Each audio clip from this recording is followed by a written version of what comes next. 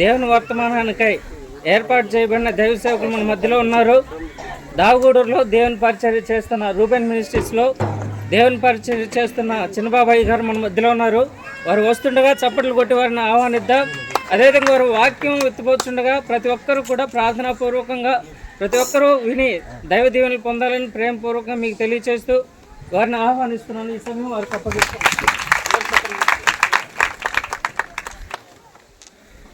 Praise the Lord. Hallelujah.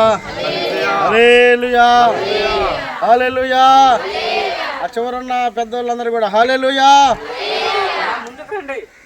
Maximum అందరూ కూడా కొంచెం ముందుకు రాగలిగితే దేవుని యొక్క మాటలు కొద్ది నిమిషాలు మనం విందాం. ఈ సమయమందు ఈ స్థలంలో ఈ కూడికను ఏర్పాటు చేయుటకు సిద్ధపడినటువంటి సంఘమునకు పెద్దలకును అలాగే స్థానిక దైవజనులకును హృదయపూర్వక వందనాలు తెలియజేస్తూ ఉన్నాను. అలాగే ప్రత్యేకించి ఆహ్వానించబడినటువంటి దైవ సేవకులందరికీ కూడా హృదయపూర్వక వందనాలు తెలియజేస్తూ ఉన్నాను. దేవుడు మనకు అనుగ్రహించినటువంటి గొప్ప తరుణం, ఈ సమయం మనకెంతైనా ఆశీర్వాదకరమైంది. ఈ సువార్త స్వస్థత సభలు దేవుని మహిమార్థమై ఈ స్థలమందు నిర్ణయించి దేవుడు నిన్నటి దినాన చక్కగా జరిగించడానికి మరలా తిరిగి ఈ ఉదయ కాలము మనమందరం కూడా సమకూడిబడి దేవుని గణపరచుటకు దేవుడు ఇచ్చినటువంటి కృపను బట్టి సమస్త ఘనత దేవునికి కలుగును గాక. హల్లెలూయా, హల్లెలూయా, హల్లెలూయా. చక్కగా మీ సమయాన్ని మీరు బాగా ఉపయోగించుకున్నారు. నా సమయం దగ్గరికి వచ్చేసరికి కరెంట్ లేదు, అయినప్పటికీ మాట్లాడేటువంటి దేవుని యొక్క శక్తి మనల్ని ఆవరించి ఉన్నందున మనమందరం కూడా ముందుకు కొనసాగుదాం. కాబట్టి ఈ సమయంలో వాక్యానికి ముందుగా చిన్న ప్రార్థన చేసుకుందాం. ప్రతి ఒక్కరం కూడా ప్రార్థనా పూర్వకంగా ఏకీభవించి దేవుని యొక్క వాక్యమునందు శ్రద్ధ నిలుపుదాం. స్తోత్రం, స్తోత్రం, స్తోత్రం, స్తోత్రం, స్తోత్రం. హల్లెలూయా, హల్లెలూయా, హల్లెలూయా. మహాపరిశుద్ధుడైన దేవా, గొప్ప తండ్రి, సర్వశక్తిమంతుడా, సర్వాధికారి, నీకు వందనాలు స్తోత్రాలు చెల్లిస్తూ ఉన్నాం. దేవా, నీ కృపచేతనైనా దేవా నీ సేవకులను అలాగే సంఘమును దేవా మీరు ఏర్పాటు చేసుకుని నాయనా ఈ స్థానికంగా ఈ కూడికలు ఏర్పాటు చేయటకు మీరు నిర్ణయించినటువంటి ఈ సమయమును బట్టి నీకు వందనాలు స్తోత్రాలు చెల్లిస్తూ ఉన్నాం ప్రభా. దేవా ఈ సంఘమునకును అలాగే ప్రభా చేరి వచ్చిన బిడ్డలందరికీ ఆశీర్వాదకరముగా ఉండు నిమిత్తమై దేవా నీ వాక్కుల కొరకై వేచి చూస్తూ ఉండగా ఇప్పటి వరకు పాటల ద్వారా మహిమ పొందిన మా దేవా పాటలు పాడిన బిడ్డలందరినీ దీవించండి, బలమైన నీ పాత్రలుగా వాడుకోమని వేడుకుంటూ ఉన్నాం.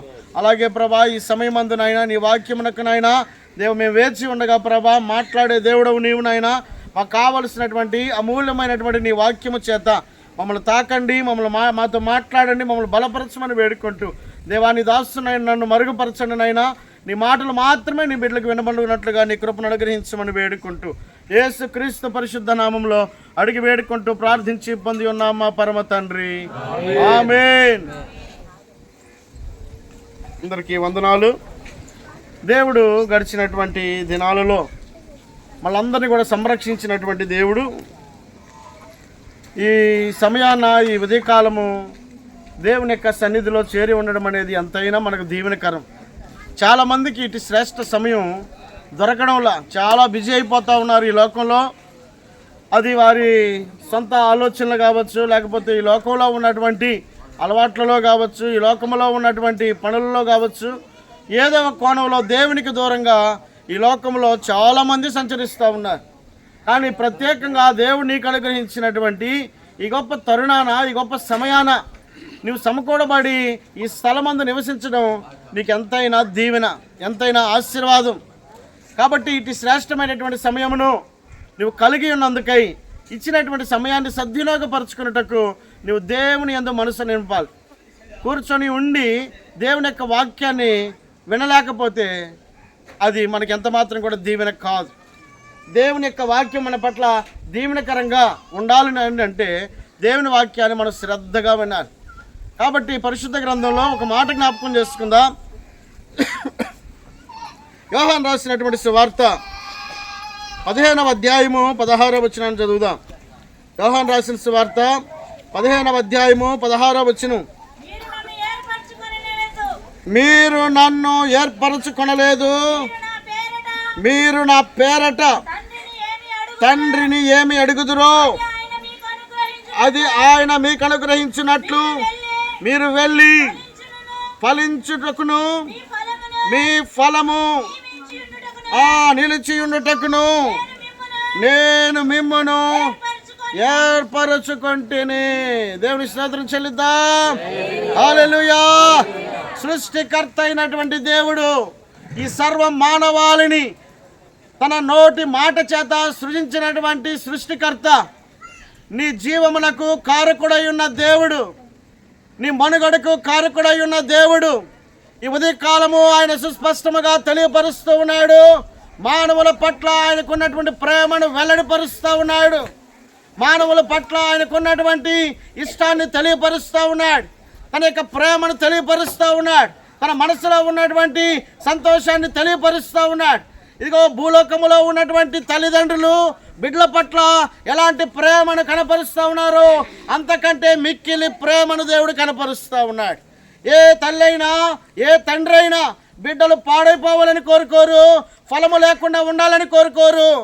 అందరూ కూడా సుఖ సౌఖ్యంగా ఉండాలని కోరుకుంటారు, పచ్చగా ఉండాలని కోరుకుంటారు, ఆశీర్వాదకరంగా ఉండాలని కోరుకుంటారు, దీవెనకరంగా ఉండాలని కోరుకుంటారు. ప్రతి కుటుంబంలో తల్లిదండ్రుల యొక్క ఆశ, తల్లిదండ్రుల యొక్క ఆలోచన ప్రతి కుటుంబం కూడా క్షేమముగా ఉండాలని కోరుకుంటారు, దీవెనకరంగా ఉండాలని కోరుకుంటారు.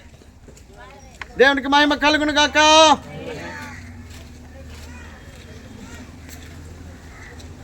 అలాంటి ఆలోచన ఈ భూలోకములో ఉన్నటువంటి తల్లిదండ్రులు కోరుకుంటూ ఉంటే, పరలోకములో ఉన్నటువంటి తండ్రి నీ పట్ల, నిన్ను సృజించినటువంటి నీ తండ్రి తన ఇష్టాన్ని తెలియపరుస్తూ ఉన్నాడు. ఏమంటున్నాడు అక్కడ? వాక్యం సెలవిస్తున్న మాటను మనం ఆలోచన చేస్తూ ఉండగా, మీ ఫలము నిలిచి ఉండటకును నేను మిమ్మల్ని ఏర్పరచుకొని నియమించి తిని. వాక్యం సెలవిస్తూ ఉంది, మీరు వెళ్ళి ఫలించుటకును మీ ఫలము నిలుచుటకును అని అంటున్నాడండి. మనం ఫలించాలి, మన ఫలము నిలిచి ఉండాలి. చాలాసార్లు బాగా మామిడి తోటలు వేసిన తర్వాత ఎండాకాలం వస్తుంది అనుకోండి, పూతలు ఎలాగుంటాయి? బాగా పూత పట్టి ఉంటుంది. ఒక్కసారి కనుక గాలిలో వాన వచ్చిందనుకో, ఆ పూతంతా కూడా కాయలుగా మార్చబడతాయా? మార్చబడు. ఎందుకనంటే ఆ గాలికి అవి కొట్టుకొని వెళ్ళిపోతాయి. పూత కడపడినంత మాత్రాన ఆ ఫలాలు ఆ గాలి వచ్చిన తర్వాత కనబడు. దేవుని వాక్యం సెలవిస్తూ ఉంది, మీరు ఫలించుటకును మంచిదే. రెండవది, మీ ఫలము నిలిచి ఉండాలని కోరుకుంటా ఉన్నాడు. ఏ ఫలాన్ని దేవుడు నీలో చూడాలనుకుంటా ఉన్నాడో ఆ ఫలము ఫలించడం మాత్రమే కాదు, ఆ ఫలము నిలిచి ఉండాలి. దేవునికి స్తోత్రం చెల్లిద్దాం. హల్లెలూయా, హల్లెలూయా. కాబట్టి ఆదికాండములో 1వ అధ్యాయము 26వ వచనాన్ని మనం చూసినప్పుడు, 28వ వచనం, ఆదికాండము 1వ అధ్యాయం 28వ వచనం, దేవుడు వారిని ఆశీర్వదించెను. ఎట్లనగా మీరు ఫలించి అభివృద్ధి పొంది భూమిని నిండించి. దేవుని యొక్క ఆశ తొలి మానవుడైనటువంటి ఆదామును బట్టి ఆయన ఆదాములో చూడాలనుకున్నది ఏమిటంటే ఫలించాలి, అభివృద్ధి పొందాలి, ఆశీర్వదించబడాలి. మనిషి పట్ల దేవునికి ఉన్న కోరిక అది, దేవునికి ఉన్న ఇష్టం అది, దేవుని మనసులో ఉన్నటువంటి సంతోషము మానవుల పట్ల ఆయన వ్యక్తపరుస్తూ ఉన్నాడు. ఇదిగో ఆదామును, తొలి మానవుడైన ఆదామునే ఆశీర్వదించి ఫలించి దీవెనకరంగా ఉండాలని కోరుకుంటా ఉన్నప్పుడు కొత్త నిబంధనలు ఆయన నిన్ను నన్ను మనల్ని బట్టి ఆయన అంటాడు కదా, ఇదిగో మీరు ఫలించుటకును మీ ఫలము నిలిచి ఉన్నటకును నేను మిమ్మల్ని ఏర్పరచుకొని ఉన్నాను అని అంటున్నాడండి. ఫలించాలి. రెండవది, మన ఫలము నిలిచి ఉండాలట. నిలిచి ఉండకపోతే మనం ఫలించినటువంటి ఆ ఫలం ఏమాత్రం కూడా ఆశీర్వాదకరంగా మన జీవితాల్లో తన కార్యము జరగదు. కాబట్టి వాక్యం సెలవిస్తుంది. చదువుదాం, ఒక మాట చదువుదాం. ఎవరు ఫలించగలుగుతారు అని మనం ఆలోచన చేసేప్పుడు మత్తయి రాసిన సువార్త చదువుదాం. మత్తయి రాసిన సువార్త 13వ అధ్యాయము 23వ వచనం. 13:23. మంచి నేలను విత్తినవాడు వాక్యమును విని గ్రహించువాడు అట్టి వారు సఫలులై ఎవడు 100 ఒకడు 60 ఒకడు 30 ఫలించుననెను. చాలండి. ఈ మత్తయి రాసిన సువార్తలు, మార్కు రాసిన సువార్తలు, అలాగే యోహాను రాసినటువంటి సువార్తలు, ఈ సువార్తలన్నిటిలో కూడా యేసుక్రీస్తు ప్రభుల వారు విత్తువాని యొక్క ఉపమానము తెలియపరిచి ఉన్నాడు. ఇదిగో మనిషి యొక్క జీవితము ఫలభరితంగా ఉండుటకు, ఆ ఫలము నిలిచి ఉండుటకును, నిలిచిన ఫలము ఫలించుటకును దేవుడు తెలియపరుస్తున్న మాట మనం ఆలోచన చేసినప్పుడు వాక్యంలో రాయబడిన మాట మనం చూస్తూ ఉన్నాం. మంచి నేలను విత్తబడిన వాడు వాక్యమును విని దానిని గ్రహించువాడట. మనం ఫలించామన్న దానికి గుర్తేమిటంటే వాక్యమును విని గ్రహించాలి. రెండవది ఒక మాట జ్ఞాపకం చేసుకుందాం. అక్కడ మార్కు రాసిన సువార్తలో 4వ అధ్యాయం 20వ వచనం.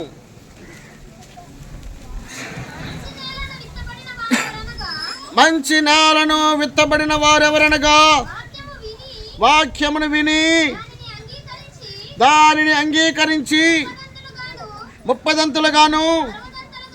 60 100 ఫలించువారని చెప్పాను. మంచి నేలను విత్తబడిన వారెవరనగా వాక్యమును విని దానిని అంగీకరించిన వారంట. అంగీకరించిన వారు. 3వ మాట మనం చదివినట్లయితే లోకరాశి వార్త 8వ అధ్యాయం 15వ వచనం. లోకరాశి వార్త 8వ అధ్యాయం 15వ వచనం.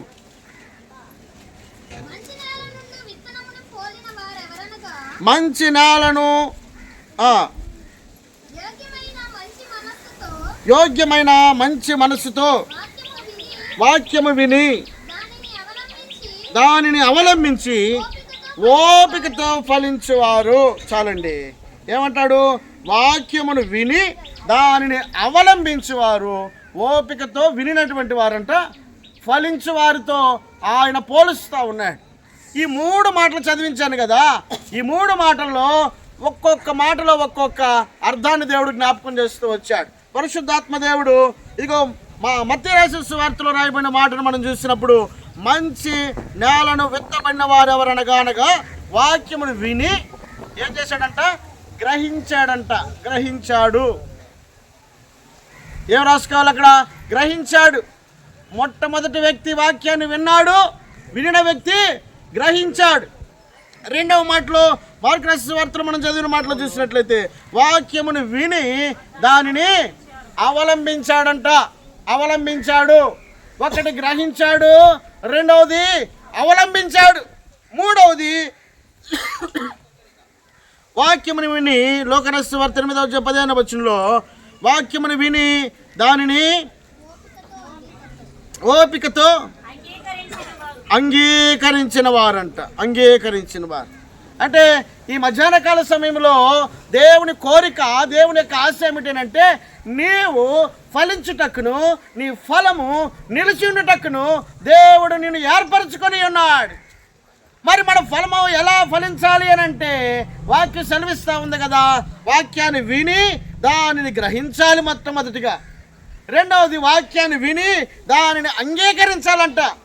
గ్రహించిన వ్యక్తి ఏం చేయాలి? అంగీకరించాలి. ఈ వాక్యము నా కోసమే, ఈ వాక్యము నా క్షేమం కోసమే, ఈ వాక్యము నా దీవెన కోసమే, ఈ వాక్యము నన్ను సరిచేయుటకే, ఈ వాక్యము నన్ను అభివృద్ధి వైపు నడిపించడానికే అన్న ఆలోచనతోటి వాక్యాన్ని విని గ్రహించిన వ్యక్తి ఏం చేయాలి? వాక్యాన్ని అంగీకరించాలి. మూడవది ఏం చేయాలంట? వాక్యాన్ని వినినటువంటి వ్యక్తి దానిని అవలంబించాలి. అవలంబించడం అని అంటే అనుసరించాలి.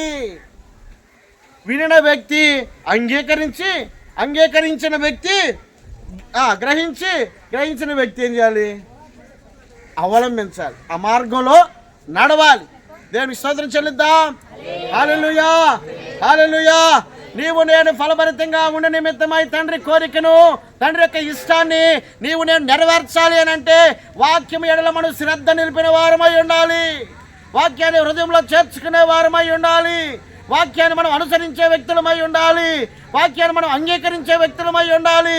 వాక్యం అనగా దేవుడు, యోహాను రాసిన సువార్త 1 వచనంలో రాయబడిన మాట ప్రకారముగా ఆది యందు వాక్యం ఉండెను, వాక్యము దేవుడి యొద్ద ఉండెను, ఆ వాక్యమే దేవుడై ఉండెను. కాబట్టి ఇదిగో పలకబడుతున్నప్పుడు ఈ వాక్యము నీ మధ్యలో మన మధ్యలో ఉంది అని అంటే ఇది కేవలము దేవుడు మన మధ్య నిలిచి ఉన్నాడు అన్న దాని అర్థం. కాబట్టి దేవుడు మనతో ఉన్నాడు, ప్రతిరోజు మనతోనే ఉన్నాడు. కానీ మనం ఎక్కడ పెడుతున్నాం? ఈ వాక్యం తీసుకెళ్ళి ఆదివారం వచ్చేటప్పుడు సంకల బైబిల్ పెట్టుకొని మందిరాన్ని తీసుకొస్తున్నాం. అది అయిపోయిన తర్వాత తీసుకెళ్ళి సెలుపులో పెడుతున్నాం. మరి దేవుడు అంటున్నాడు, దేవుని వాక్యం సెలవిస్తున్న మాట ఏమిటంటే మీరు ఫలించాలి, మీ ఫలము నిలిచి ఉండాలి.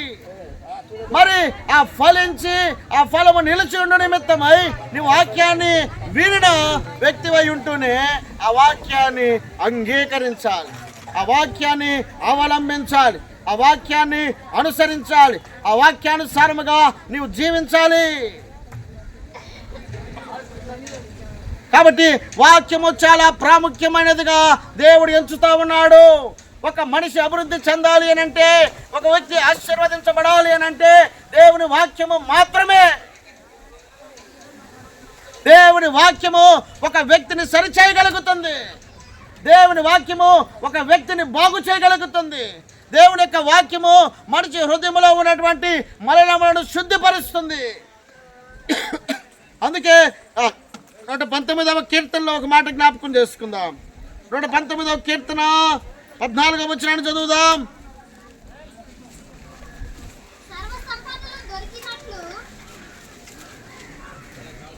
ఆ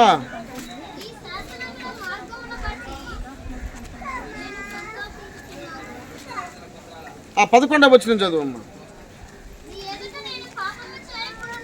నీ ఎదుట నేను పాపము చేయకుండానట్లు నా హృదయములో నీ వాక్యమును ఉంచుకొని ఉన్నాను. చాలండి. ఏమంటాడు? నీ ఎదుట నీ ఆజ్ఞలను, అలాగే నీ ఎదుట నేను పాపమును చేయకుండానట్లు నా హృదయంలో నీ వాక్యమును ఉంచుకొని ఉన్నాను. అంటే వాక్యం ఏం చేస్తుంది? వాక్యంలో సుస్పష్టంగా తెలియపరచబడుతున్నటువంటి మాట ఏమిటంటే, ఇదిగో నీ ఎదుట నేను పాపము చేయకుండానట్లు నీ వాక్యము నా హృదయములో ఉంచుకొని ఉన్నా. ఏంది ఇదేం చేస్తుంది? దేవుని వాక్యము పాపము చేయకుండా చేస్తుందట. ఎరిగినటువంటి కీర్తనకారుడు దేవుని వాక్యాన్ని హృదయంలో ఉంచుకున్నాడు. ఆ హృదయంలో ఉంచుకున్నందున ఎక్కడ ఏ పొరపాటు చేద్దామన్నా ఇది కరెక్ట్ కాదు, ఇది సరైన మార్గం కాదు, నువ్వు ఇలా ఆలోచించడం కరెక్ట్ కాదు అన్న ఒక గ్రహింపు దేవుడు తన వాక్యము ద్వారా వెల్లడిపరుస్తాడు.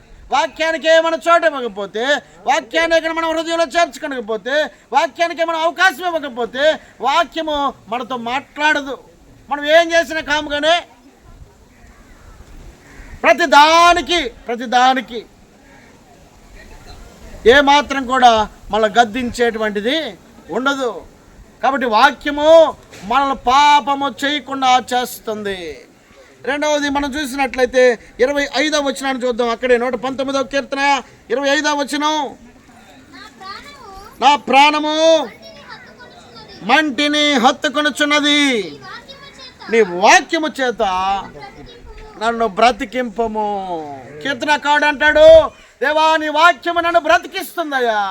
ఇదిగో ఎప్పుడు బ్రతికిస్తుంది?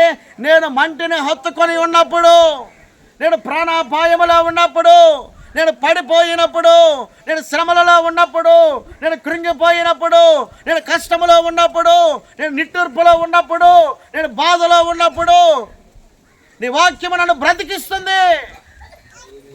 హల్లెలూయా, హల్లెలూయా. నీ వాక్యమే నన్ను బ్రతికించెను, బాధలలో నెమ్మది నేర్చెను. నీ వాక్యమే నన్ను బ్రతికించెను,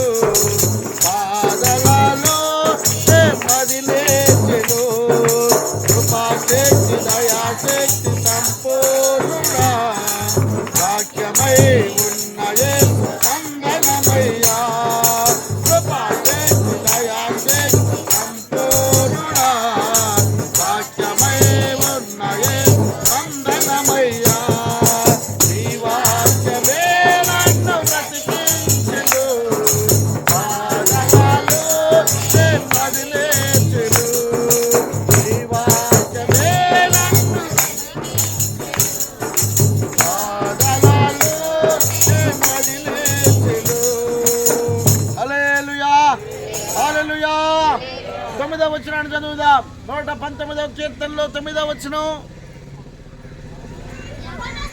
యవనస్తులు దేని చేత తమ నడత శుద్ధిపరుచుకుందురు, నీ వాక్యమును బట్టి దానిని జాగ్రత్తగా చూసుకున్నట చేతనే కదా. ఒక మనిషిని, అది యవనస్తునైనా ఎలాంటి వ్యక్తినైనా సరే మార్చగలిగింది దేవుని వాక్యము మాత్రమే. ఈ లోకములో ప్రతి వ్యక్తిని దేవుని యొక్క వాక్యము సరిచేయుటకు నీతో నాతో ఈ మధ్యాహ్న కాల సమయంలో దేవుడు మాట్లాడుతూ ఉన్నాడు. వాక్యం సెలవిస్తూ ఉంది, యవనస్తులు దేని చేత తమ నడతను శుద్ధిపరుచుకుందరు. మనుషులు చెప్పే మాటల వలన, తిరుగు పొరుగు వారు చెప్పే మాటల వలన, తన స్నేహితులు చెప్పే మాటల వలన నమ్మి మోసపోయిన వారు ఎందరో ఉన్నారు. కానీ దేవుని వాక్యాన్ని నమ్మిన వ్యక్తి మోసపోయినట్లుగా లేడు. దేవుని వాక్యాన్ని నమ్మిన వ్యక్తి బాగుపడిన వ్యక్తే తప్ప నష్టపోయిన వ్యక్తి ఎవరు కూడా లేరు.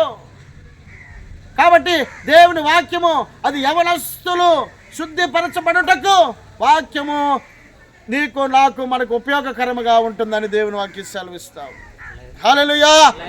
ఈ రోజుల్లో వాక్యము వినబడక చాలా మంది పాడైపోతూ ఉన్నారు. చెప్పేవారు లేక, తెలియపరిచేవారు లేక, తల్లిదండ్రులు సక్రమంగా వారిని గ్రహించలేక చాలామంది వారి మార్గాలను తొలగిపోతూ ఉన్నారు. కానీ ఈ వాక్యం ఏం చేస్తుందో తెలుసా?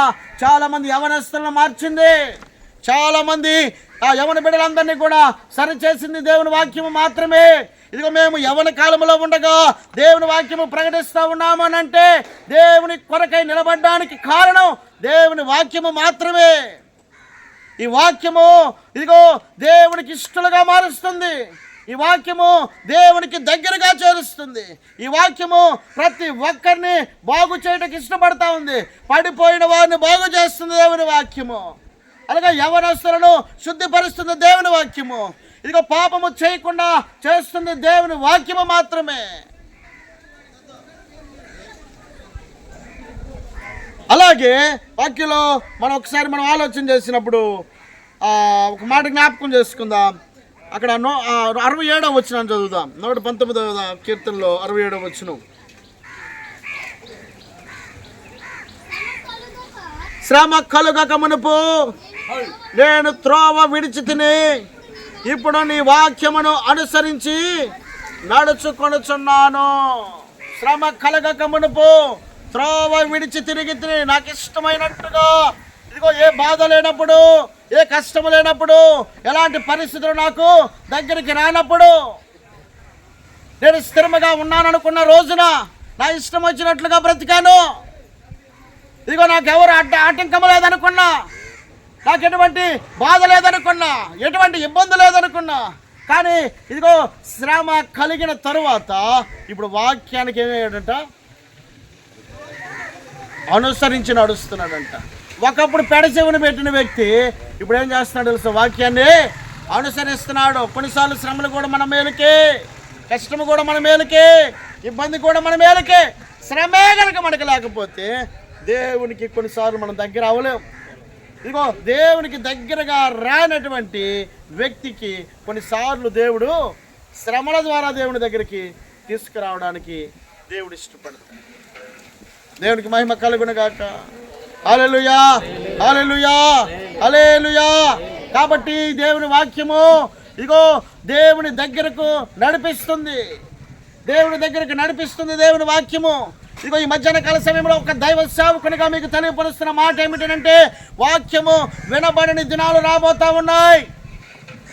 ఇదిగో నీవు నేను సమకూడబడినటువంటి పరిస్థితులు ముందున్న దినాలలో ఇక జరగకపోవచ్చు.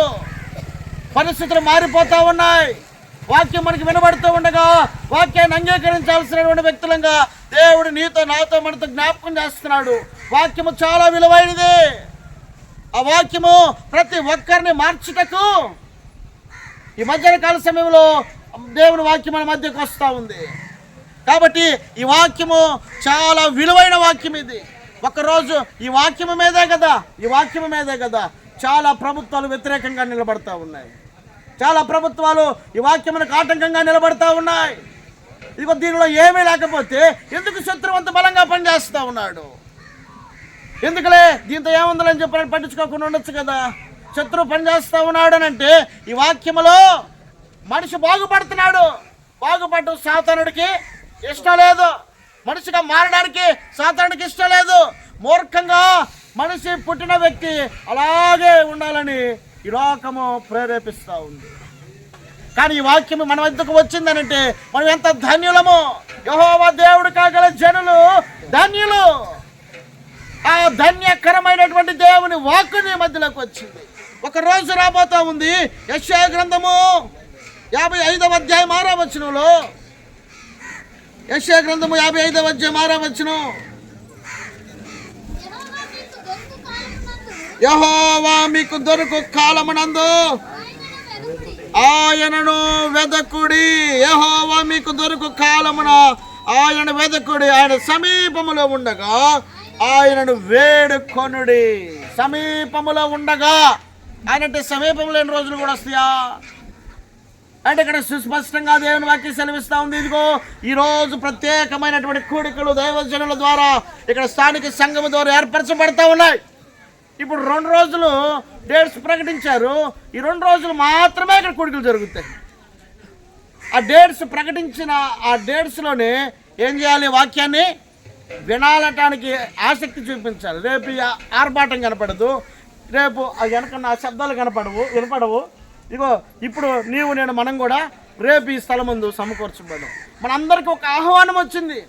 ఆహ్వానం రాగానే వెంటనే సమయాన్ని సద్వినియోగపరుచుకోవాలి.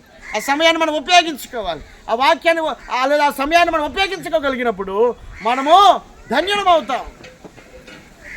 ఈరోజు కాదు రేపు అని చెప్పానంటే కుదురుతుందా? మళ్ళీ రేపు ఉంటాయా? ఈ టెంట్లు ఉంటాయా? లేకపోతే ఈ సౌండ్ సిస్టమ్ ఉంటుందా? లేకపోతే సేవకులు ఉంటారా? లేకపోతే ఇక్కడ మీరందరూ కూడా సమకూర్చబడతారా? రేపు లేదు కదా, నేడే కదా దేవుడు అవకాశం ఇచ్చింది. అవకాశం ఇచ్చినప్పుడు సద్వినియోగపరచుకోవాల్సినటువంటి బాధ్యత వినేటువంటి వ్యక్తి అంగీకరించాల్సినటువంటి సమయము నేడు అనబడేటువంటి సమయం మనకు ఉండగానే దాన్ని మనం ఉపయోగించుకునే వారమై ఉండాలి. దేవునికి మహిమ కలుగును గాక. హల్లెలూయా. అందుకే వాక్యం సెలవిస్తున్నటువంటి మాట ఏమిటంటే ఏమంటున్నాడు అక్కడ? యెహోవా మీకు దొరికే కాలమున ఆయన వెదకండి. యెహోవా దొరికే కాలమున మీరు వెదకాలి. ఇదిగో దేవుడి యొక్క మందిరము మన మధ్యలోనే సేవకుడు ఉంటూ ఉండగానే ఆ సమయాన్ని మనం సద్వినియోగపరచుకోవాలి.